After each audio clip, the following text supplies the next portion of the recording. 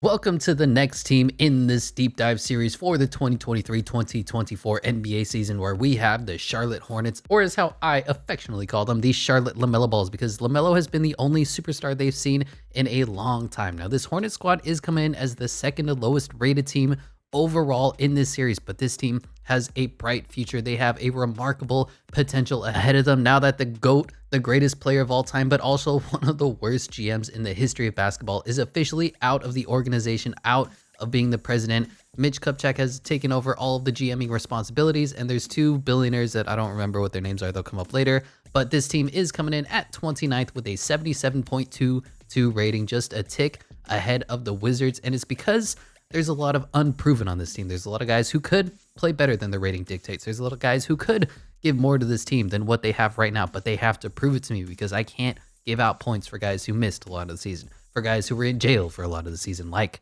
a lot of these Charlotte Hornets star players. But last year they were not great, but not as bad as you'd expect. 27-55, you go, oh my God, that's a bad record. Number 2 overall pick, you go, oh my God, they should be doing better. But at the same time, they were a lot better than some of the other teams in that bottom tier. They were better than the Pistons, much better than the Rockets were. Pistons, Rockets, they were more competing with the Magic for that next tier up of being a bad team, but not the worst team, because they went on a couple of win streaks under head coach Steve Clifford, and they were moderately impressive. Now, they are falling down technically in these ratings from the 2022 season, but I think this season is going to be good for the Charlotte Hornets. Looking at this offseason, there isn't a lot. They are picking up the number 2 overall pick, Brandon Miller, and 5 years from now, we will be asking, was Brandon Miller the right decision at number 2? But that is a topic for later on in this video.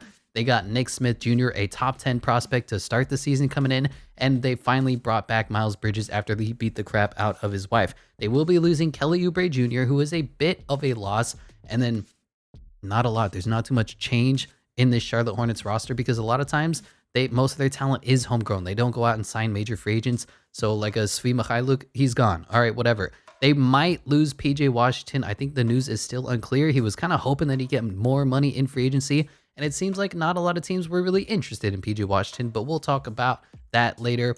Looking at the starting 5 of this roster, we're starting with the superstar of the team, the future still of the Charlotte Hornets, the present of the Charlotte Hornets in LaMelo Ball. Now, he missed a lot of last season, and he only played 36 games total, which is, I mean, that sucks. At the same time, this is a tanking team looking to build and create talent and draft high in the draft. I was honestly saying that they should just shut LaMelo Ball down when he was healthy because of how bad this team was roster-wise. Let all the other guys develop, get minutes, and just say, LaMelo, you're already good enough. Just say you have a back injury or whatever and skip the whole season. He kind of did that while putting up some good numbers still. 23 points per game, 6 rebounds, 8 assists, 37% from the three-point line with that funky jump shot, and a 1.4 VORP. He was impressive last season. Now, he's not remarkable. He's not incredible. The stats are good because he's really the best player on this team. He ball handles. He does basically everything for this team, but he's not on that next tier of players yet. How we saw Ant Edwards take a step up in scoring. We haven't seen that from LaMelo Ball in pushing a team over the top, helping them win games. He's a good player. Surrounded with talent, we'll see how good is he really. He's a great passer, a great playmaker, a decent shooter. His defense does need a physicality boost, but I think his whole body needs a physicality boost because it's starting to look like the Ball brothers struggle with maintaining their health and playing through an 82-game season, and that's an issue that could be fixed in the weight room. Maybe not, but he needs to put on some muscle. You see his chicken legs. He's a little too skinny to endure the durability of today's NBA, especially when he's driving to the paint, falling on the ground a lot. And he's not a great athlete in his own right, but he has great stop-start speed. It's kind of special given his size. He's not, weaponized like a Donovan Mitchell is coming with those crazy Euro steps in the paint in traffic. But when you see him move, you can just tell that LaMelo Ball is a special basketball player. He's got confidence. He's not afraid to pull up from 3 off dribble and transition like it's nothing. Obviously, the durability issues are a concern, but right now, LaMelo Ball is a great player. He's a borderline all-star already. And I mean, how old is he? 21 years old, going on 22. It's ridiculous how good this player is at basketball, and his potential is still theoretically 6 years away. LaMelo Ball and the future of the Hornets is bright. Then you have Terry Rozier, just a really steady piece for the team. You know what you're going to get with him. He's a dynamic scorer, 21 points per game. He's basically the perfect number 2 for this team. But when you really are building a championship squad, you probably want him to be like your number 4 or your number 5 or coming off the bench in a Jordan Clarkson role. He's electric. His height is always going to be an issue, but Scary Terry is fearless. He's a bucket. He's not afraid of any moment. He's not afraid of any shot. The contract that they re-signed him to, it feels right. Just because he's inefficient, just because he loves his iso ball, somebody's got to get the shots up for this team. And Terry Rozier is more than capable of winning basketball games, putting his team over in the clutch. 21 points per game is nothing to sneeze at, but you just like to see a little more efficiency, maybe drop the number of shots down while getting other guys involved, like a Brandon Miller or if Gordon Hayward can ever stay freaking healthy. Speaking of that man, Gordon Hayward, and I honestly don't have too many notes about him because we know exactly what he is. He's injured all the time. I'm not really sure what he can offer to a basketball team in a starting role anymore. And I fully expect to see him out of the rotation, coming off the bench 15, 20 minutes a night at this point in his career. He's still getting paid the $30 million like a superstar, but it's not great. His only shot creation at this point, given all the injuries, is this drive hard with his right hand, jump and stop at an awkward moment, hang, and then hit a contested elbow jumper. He can make them, which is why he's still in the league, and he offers you 14 points a night on good enough efficiency. He's a smart defender, but you know, Gordon Hayward has never been the same since that injury, and you can really tell in his pace of play, in his scoring, in his confidence, in what he offers you to the team, and the fact that he only plays like 50 games in a season on a good night. So this is probably going to be the last year of a major contract for Gordon Hayward, and the last year that he's going to offer you anything more than, man, I'm expecting 12 points a night with Brandon Miller getting the shots that we hope that he does. Speaking on that man, Brandon Miller out of Alabama. Brandon Miller, the number 2 overall pick, the future of this team. Now, the big question is and will be for the foreseeable future, was Brandon Miller the right pick? And I got to be honest, I don't know. You look at it, Victor Wembanyama is clearly the number 1. There's no argument. There's no debate there. You look at the number 2, I think talent-wise, I have Brandon Miller as maybe the 4th best prospect out of this draft, but the other 2 are point guards. You have Amen Thompson, now in Houston. He's a bona fide point guard, can't shoot the ball. What is that going to do with LaMelo Ball? It's just going to soak up touches, and he can't space the floor, so it's not going to help LaMelo Ball in any way. Then you got Scoot Henderson, similar, more talented, but the same problem, cannot shoot the three-pointer, and this team does not need another ball handler shooter. It needs a guy who can space the floor, be a strong wing player, play tough defense with his 6'9" frame, and man, 38% from the three-point line from 3. I expect him to be a career 40% three-point shooter because his touch is perfect. He can get off any shot with his quick trigger, his long frame. He's a confident three-point shooter no matter how many times he misses. That game where he only scored like 2 points on 6 shots or something, the very next game he came out and took like 15. He just knows what to do. He overcomes adversity consistently, given all the track record that he had in Alabama. People are like, oh, Brandon Miller involved in a killing and a shooting of an innocent girl, he's going to struggle. And then he just balled out regardless of all the controversy. Now, I don't love his game as a scout. I'm looking at his jump shot. He's got this really low release point, and it negates a lot of his 6'9" frame, where you see a guy like Kevin Durant who pulls it up and shoots from basically somewhere that's unblockable. You see a guy like Joker shoot the ball from behind his head, and you just cannot stop it. You can only hope that he misses. And that release that's almost at his chin, kind of eyebrow level of his shot, is going to struggle when he's trying to get his shot off the dribble. When he's going to the elbow, he's going left or he's going right. There's wildly talented defenders in today's NBA that are bigger, faster, stronger, and longer than Brandon Miller. So I think him getting off a consistent non-catch and shoot jumper is going to be tough. His consistency in the Summer League and the NCAA playoff games were underwhelming. And time to time, his defensive effort is really poor. And that's not why you drafted Brandon Miller. It's not because he's a defensive lockdown specialist, but it does hurt when you have him playing Jordan Poole quality effort on the defensive end. To me, he just didn't have that number 2 overall pick feel or talent. When I'm looking at a guy like Kevin Durant going number 2, or Hakeem Olajuwon, and then was it Sam Bowie, and then Michael Jordan going number 3, I don't see him with that number 2 overall pick. I'm going to bet the farm in the future on this guy talent. Now, if I was the Hornets, I understand, and I probably would have taken him number 2. But in reality, if I'm the Hornets, I think I'm trading out of the position, picking up draft capital for the future, and taking a guy like Cam Whitmore rather than saying Brandon Miller is the second most talented player in this class, because I don't trust it on the big stage. I didn't see it in the tournament. I didn't see it in the Summer League, and the players are only getting more athletic and better at defense. And outside of catch and shoot threes, I don't know what Brandon Miller is going to offer you consistency. Now, he did show a really nice handle in the Summer League. That was a bit of a surprise. I don't know if he has a Jeremy Sochan future. He did show some playmaking that I didn't see in Alabama. He did show some ball handling and passing ability that I didn't see in Alabama. But at the very least, coming out, he can give you that Keegan Murray three-pointer, quick trigger, space the floor, and provide instant offense to this team while LaMelo Ball does what he does, while Terry Rozier does what he does, and at the very least, he's going to be their best three-point shooter for a long time. So I understand the process, and I like Brandon Miller in theory. We will see how he performs on the rookie stage, but like Gordon Hayward, he's only going to get a 75 overall from me because he's a rookie and he's a raw one at that. Gordon Hayward in the same vein, only going to get a 78 overall. Meanwhile, the talent realistically should probably be closer to an 81, but the injuries have battered him down. Somebody who is probably going a little higher than you'd expect is a Mark Williams, 78 overall. Man, he was just an unimpressive rookie, and I consistently had Jalen Duren as the better prospect than him coming out of the draft. I think they went like 11 and 13 or whatever. They went back to back with each other. But Mark Williams was impressive last year. Once they finally got their heads out of their asses and said, we're not going to be playing Mason Plumlee anymore, and let Mark Williams soak up those minutes. Nick Richards, to a lesser extent, we'll talk about him. This man just played like a monster in the middle. He's already a starting caliber rim running big. He's a rebounding machine. And I don't know how to better describe this, but he's got strong hands when he rebounds. He just comes down with it no matter what the traffic is. All the smaller guys are going to be slapping his arms and trying to get the rebounds out. And Mark Williams is a legit 7-foot rebounding machine last year. He's only getting better. Now, he is one of those bigs that is never going to be able to offer you anything on the offensive end besides putbacks and dunks. And you just have to accept that and understand that. But he can be a defensive anchor. He can be a rebounding machine. And if he continues to be a strong roller, his pick and roll game with LaMelo Ball can be borderline unstoppable. You get that space on the floor with Brandon Miller and a PJ Washington and Terry Rozier, and this team's offense could be theoretically lethal with the space and rolling ability of a potentially sophomore Mark Williams. So that's why I'm impressed with this team, but I don't have them getting the overalls just yet. They need to show it to me more that LaMelo Ball is more of an all-star starter than he is possibly as a bench reserve who's only going to play 30 minutes. As a Terry Rozier, he's probably about rated as where he should be. As a Gordon Hayward, who could theoretically be better, but you never know, a rookie Brandon Miller and a second-year guy in Mark Williams. So I love the future of this team.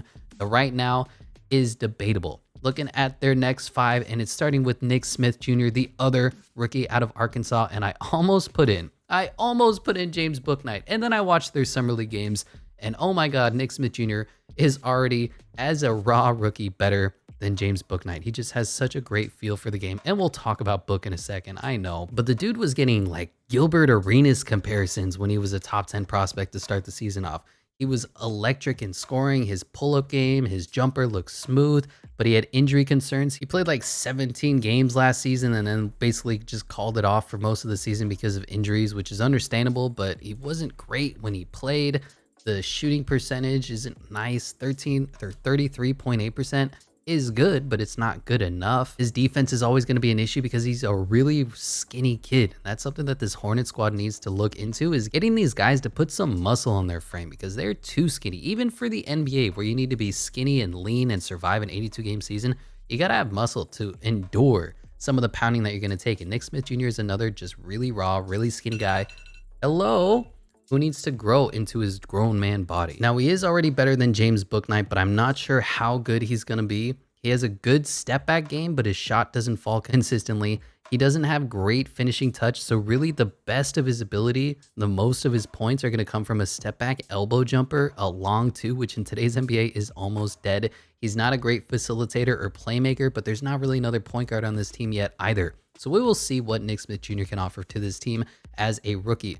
Coming in at the shooting guard-ish second player of this next five rotation is Cody Martin. And he wasn't like his brother last year where he just stepped the fuck up, but he definitely played better because the Martin twins were really borderline on the edge of being out of the league. They've had a lot invested into them. They've got the size and the agility to be NBA players, but they couldn't shoot and they couldn't defend and they couldn't just stay locked in, focused long enough to play winning basketball. But Cody Martin, similar to his brother, kind of figured some things out last year. He played strong defense. He shot the ball okay. I know the 21.4% isn't good enough, but he's one of those guys who does the backdoor cuts. He's one of those guys who puts the ball back, gets the offensive rebound, does the dirty work for this team, and he had a pretty good season. I'm not going to say breakout year because he didn't score like 30 a night in the Eastern Conference Finals like his brother did. His VORP is only a negative 0.1 right now, but he showed improvement, which was a first for him since basically ever since they picked up the Twins in Charlotte. So really separating the Twins, let them grow to be the best player of their ability. And if Cody Martin gets another year of improvement under his belt, he could certainly see some starting minutes if guys like Gordon Hayward and PJ Washington don't come back and Miles Bridges has whatever happens to him. Cody Martin certainly is more than capable of being a future starting wing player for this team. Speaking of that man, Miles Bridges, and I'm going to leave out everything that has to do with him off the court out of this video because this just isn't the time or the place to talk about a guy's jail sentence. But when last seen on an NBA court paired up with LaMelo Ball, he was a great player, a constant lob threat, a borderline all-star, a high-flying scoring machine, 20-7. I think he made an all-star game. I'm not sure on that. And although he only shot 33% from the field, he just pairs really well with LaMelo Ball. They had that instinctual timing, that knack for putting up buckets, getting alley-oops, running the transition, knowing when to step out for the three, when to crash. Him and LaMelo Ball's two-man game is borderline unstoppable. And part of why LaMelo Ball struggled last year because he didn't have his co-star, his running mate in Miles Bridges. Now, I'm only giving him a 77 because he missed all of last year. Don't remember if he's going to miss some games at the beginning of the season. If he does, it's not going to be too many. But at the end of the day, we haven't seen Miles Bridges on an NBA court in a long time. And that always shows up in the box score. It always shows up when these players are trying to get better at basketball, get back into game shape, and just kind of figure out some of the stuff that they missed while sitting for a year dealing with their legal trouble. So I don't think Miles Bridges is going to come out of the gate scoring 29, but he could certainly offer you a solid maybe 15-5 off the bench, get his feet underneath him. He can be a number one off this bench and probably overtake Gordon Hayward whenever Gordon Hayward goes down with the inevitable injury. So I expect Miles Bridges to be another one of those guys. His stock can skyrocket, but it just depends on how much he's able to dedicate to the game of basketball. PJ Washington, I also thought about starting him, but he's not even under contract for this team. But PJ was one of those guys that should have broke out last year and almost did, but he's just not that good because there were a couple nights where he was dropping 30 and you're like, damn, PJ Washington can be a number 2. He can be a number 3. And then I think Steve Clifford gave him the keys and said, yeah, you're going to be the next guy, the next man up on this team. And PJ Washington struggled with the spotlight a little bit. He only put up 15-5, 34% from the 3. Just wasn't a truly remarkable player. And I think that's why he's not getting a lot of offers, even though he's a young, talented, big man, big body, strong player. His game just didn't translate as much as you'd hope because once the defenses figured out some of his tendencies, he struggled to adapt. Now, I think I like giving PJ about 20 minutes off the bench as a number 2 or number 3 option. He's shown that he can't be a starter defensively and offensively. He can give you points every now and then. So he can be maybe a bit of a spark plug, get his shot up, and maybe if they bring him back on a 1-year deal, I'd be more than content with having PJ Washington come off the bench. And this team is looking pretty deep. If they can figure out how to get a backup for LaMelo Ball, Cody Martin, Miles Bridges, PJ Washington, Nick Richards, that's a more than capable backup unit, a backup 5 to survive while your guys like Melo and Brandon Miller and Terry Rozier are resting. These guys can do good enough. This was a starting lineup for the Hornets for a lot of the year minus Nick Smith Jr. And lastly is Nick Richards. He didn't break out per se, but he finally found his footing in the NBA. He really took a step up, like Mark Williams, but in a different aspect. He's a legit 7-footer. He was a quality rim runner of his own, and he's deserving of at least being a backup center in the NBA. 8-6 is nothing to sniff at. He sets strong screens. He's a big body, and he doesn't try to do too much like a Mason Plumlee. He knows that he probably shouldn't touch the basketball for more than putbacks and the occasional free throw, so he's not going to go out of control trying to make Andre Drummond passes to cutters and just missing completely. He's going to touch the ball as little as possible, be a big body in the paint, and then if you need to go small, you'll throw in a PJ Washington at the 5, or you'll throw in a Miles Bridges at the small ball 5. But that is going to do it for the next 5 of this team. And then the next 5 of the Hornets is the more interesting, the more raw, the more potential side of this team, starting with James Bouknight. Now, Bouknight sucks, and he's one of those players whose bust came off the court. Apparently, there were some substance abuse issues, possible jail time. He never cracked the rotation, and I didn't hate his tape at UConn.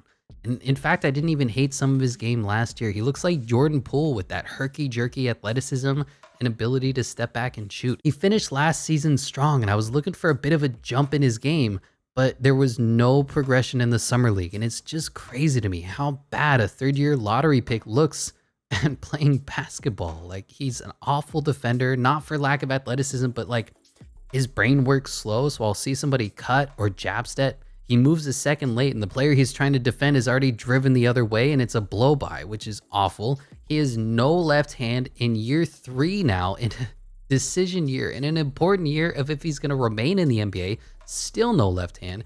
He has no touch around the rim in spite of his drive smoothness. He can dribble, he can glide, he can get to the basket, but he can't freaking finish a goddamn thing. He lacks that F you, I'm better than you mentality. He's too passive. His basketball IQ sucks. His playmaking sucks. His decision making sucks. He's not even ready when his teammates drive and kick to do the catch and shoot three. He can't make the right decision in transition. He doesn't finish well. James Bouknight is frustrating to watch, and you can see how that translates to the scoreboard, averaging 5 points and 2 rebounds, 30 points per game scoring, and one of the worst VORPs on this team. It was frankly frustrating because I've been a guy who's tried to defend James Bouknight. And like I said, when I see him move and dribble with the smoothness of a Jordan Poole drive into the paint, you're like, yeah, this guy's an NBA player. But then when I see all the stuff that is fixable, that's dependent on your mental, that he struggles with, stuff that you should be able to overcome, he just doesn't, due to a lack of concentration or a lack of effort or a lack of just not caring because it's not a bottle of whiskey. I just get so upset and frustrated at these guys who have all the potential in the world to be great NBA players. That is my soapbox on James Bouknight. I apologize if that came off mean or offensive. I just get passionate about these guys who could live up to so much potential, and they don't. Moving on, though, is Bryce McGowan's. I believe he was a second-round pick, but he was another guy that I was a big fan of out of Wisconsin, I believe. 5 points, 2 rebounds, 1 assist, 32% for the field. Isn't good enough, but he's really smooth on the court too. He looks a little bit like DeJounte Murray to me when he drives to the paint. Smooth player, but he needs to develop his jumper because he's a strong-ish defender. He's got about a 6'5" frame on him, but he can move well. Watching his summer league tape, he was aggressive. He had drive and touch. He had a nice mid-range jumper, defensive tenacity. He did get out of control a couple of times due to his lack of experience and just lack of playing on the court, building cohesion with his teammates. He just has to learn how to shoot, because if he was like a 40%, a 38% three-point shooter, catch and shoot threes, he'd be a starter. He just can't shoot. He has no touch beyond the three-point line to save his life, and that's going to be the difference in his NBA career. That'll be between him being a starter or him bouncing around the league as a guy who can play a little bit of defense and ball handle for you. Next up is Kobe Simmons. There's not too much to say on him. I haven't even seen his tape because he played 28 minutes last year, averaged 1 point, 0.8 rebounds, 1 assist, 20% from the three in garbage time. I have nothing to say other than he's probably going to be out of the league, and maybe one of these guys on two-way deals will soak up his minutes. And then Kai Jones, another guy who I love. They have a lot of players on this team that I really enjoyed out of college. He's an all upside freak athlete kind of guy. And because he never learned or developed or figured out how to shoot the ball, he's another guy who's going to struggle to find minutes in the league. But 3 points, 2 assists, played a lot last season, but shot 21% from three, and that's just not going to cut it. He really needs to go into the lab for a whole offseason or even a season and just figure out that shot, man. If he just skipped a year of playoffs, took a sabbatical, and said, I'm going to come back shooting 38% from three, he could be a starter. His athleticism is unparalleled. He can be anything. He could be a Giannis. He could be a LeBron. He just needs to learn the game of basketball and get on the right development track. And unfortunately, Charlotte doesn't have the best track record of developing their guys. Now, if there's a part of basketball where he doesn't have to touch the ball, he's the best player in the NBA. The dude is just a freakish athlete, but once he starts dribbling, it gets worse. He's not a great decision maker when he has the ball in his hands, playmaking, handling, shooting. And while I'm disappointed that the only skill he learns to have developed is this hezzy when he's right under the basket, which then he elevates into a standing dunk, there is one thing that he could learn how to do better, and it's set some good screens. Put your shoulder into the defender, because his screens are soft and the defenders get around him, and it hurts the ball handler, it hurts the play they're trying to run, and it hurts him because he's the roll man who can jump 45 inches in the air and catch the alley-oop. But if he doesn't put a body on the man while he's setting a screen, it basically blows up the play for himself. So I hope they figure that out. I hope Steve Clifford gets into his ear and says, set a damn screen, young fella, because you can fly. Now, JT Thor is the final guy on this list. in the same draft class as Kai Jones, just another guy who needs to learn how to shoot the three. His shot is a little better, 31% last year, and I think at Auburn he was around 32%. He's very similar to Kai Jones, a limitless potential 3-4-5 hybrid who can't shoot. Doesn't have the same athletics as a Kai Jones, but he can give you points every now and then. He doesn't have great defense. He's not great offensively, not a great decision maker. Doesn't offer too much to the team at this point. If he goes into the lab and learns how to shoot, he has the size that you're looking for in an NBA wing. He's like 6'10", 6'11". He can be a small 5. He can be a stretch 4. But man, these guys just need to learn how to shoot. And you look at this roster: 30% from Book, 32% from McGowens, 20% from Kobe Simmons, 21% from Kai Jones, 31% from JT Thor. None of these guys are shooting well enough to get onto the court and be a starter right now. So the development train needs to pick up for this Charlotte Hornets squad. Looking at the rest of the roster, there's Amari Bailey on a 2-way contract, guard out of UCLA. He's not great, which is kind of why he went either undrafted or was a second-round pick. I'm not sure. I appreciate his aggression when he was in the summer league. There was one move where he's just great at blowing by his defender and putting up a finger roll off the glass with his left hand, but he doesn't have the size. He doesn't have the athletics. He's not a great basketball IQ, playmaking kind of point guard. Doesn't have the shooting to be a combo guard. Doesn't have vision. His defense is suspect, but he's a really raw player as well. So maybe in a couple seasons, Amari Bailey could offer something to this team. Leaky Black and Xavier Sneed, I didn't see too much other tape in the summer league to say that they're going to be worth anything. And then Teo Maladon is the other point guard that might make the roster. I think he came over from the Thunder. Teo's bounced around the league quite a bit. He's another raw player who has the capacity to be a decent backup point guard. If he figures out his shot and his playmaking and his defense, he's comparable, if you haven't seen his tape, to, I'd say, a Jaden Springer, if that works out well. But this is another roster that could probably pick up a guy like Reggie Jackson or whoever's available in free agency to take some of those minutes and the load off of LaMelo Ball, because right now LaMelo Ball is being asked to do a little too much. But that is the roster. Going over to the coach and culture ranking, where I'm going to put them in tier 3. Now, if you don't know anything about the Hornets and you're just looking at how bad they've been for the last 50 years, you're like, yeah, this is a tier 5, bottom of the barrel, F tier team. But last year was impressive, man. Steve Clifford willed this team to probably 10 more victories than they should have. They finished with 27. They probably had the talent to be 15 to 17 win team last year, competing for the #1 overall pick. The first half of this year was a goddamn joke. This team was an embarrassment to watch. They didn't try. They didn't give any effort. And you could see by all the speeches after the games that Steve Clifford was just pissed at this team. But after about the halfway mark, they started to put it together. They started to grit and grind and win their games on defense and intensity, and they played together. And Steve Clifford, for all of the flack that he's caught now in his second term as the Charlotte Hornets head coach, is looking a little more impressive, getting this team motivated to play. Now, I don't know if this will translate to wins, but now that they have a clear vision, they got the #2 overall pick in Brandon Miller, they got LaMelo Ball, they got away from Michael Jordan controlling some of the day-to-day basketball operations, and they have new guys who are just saying, let's analyze what we have.